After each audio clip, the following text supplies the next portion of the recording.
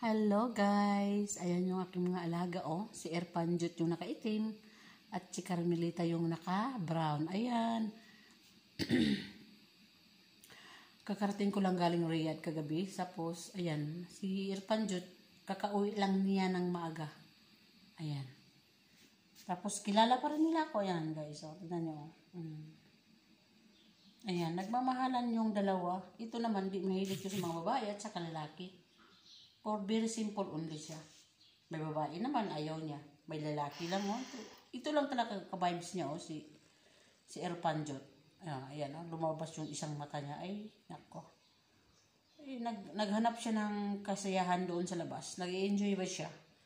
Tapos, kakabalik ko lang, kagabi galing Riyadh, ayan siya. Bumalik din dito.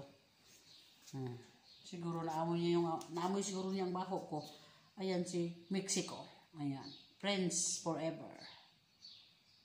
Yan. Nagmamahalan sila tapos mag-aaway naman. Katulad ko. At katulad niya. Sobrang laking away. Pagkatapos ay ayos na naman ulit.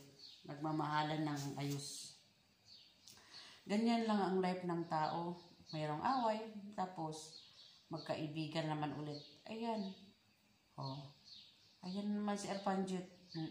Si Carmelita. Nakatunga nga ito lagi sa aking buntot. Yan.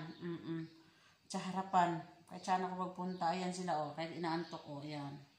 Erpanjut. Ang sobrang lamig na yun guys. Carmen?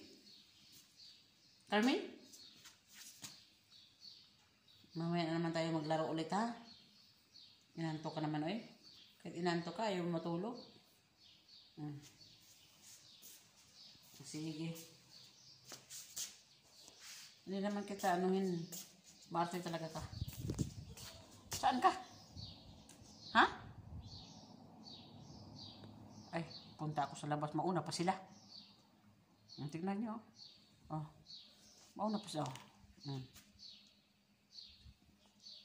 Ayan. Dito din ako sa sa pintuan. Dito rin sila. Mauna pa sa akin Ayan Kala niya saan ako magpunta. Ayun, nami-miss ko na yung puno na yan Ayun yung bunga niya, dami sa baba Ayan. Mamaya puntahan natin mamaya kung anong nangyari doon sa loob ng ating prutas. Sige. Ayan. Ayan yung ating parang tinatawag ko na apul-apul. Kita-kits na naman kami dito sa Duadmi sa bukid. Sige mga guys Ito yung aking alaga Nakalantaw din siya sa labas. Erpan? Erpan? Nag-blue lang yung mata mo ngayon Ha? Paggabi yan? Pula? Or yellow? Ha? Erpan? Kausap ko yung si Erpan ba? Erpan, bakit ngayon ka lang bumalik? Ginaganyan-ganyan yung talinga niya Ha? Mas bati rice. Mas bati rice? No. Wala na bang kamatis dyan? Para sa? Sige.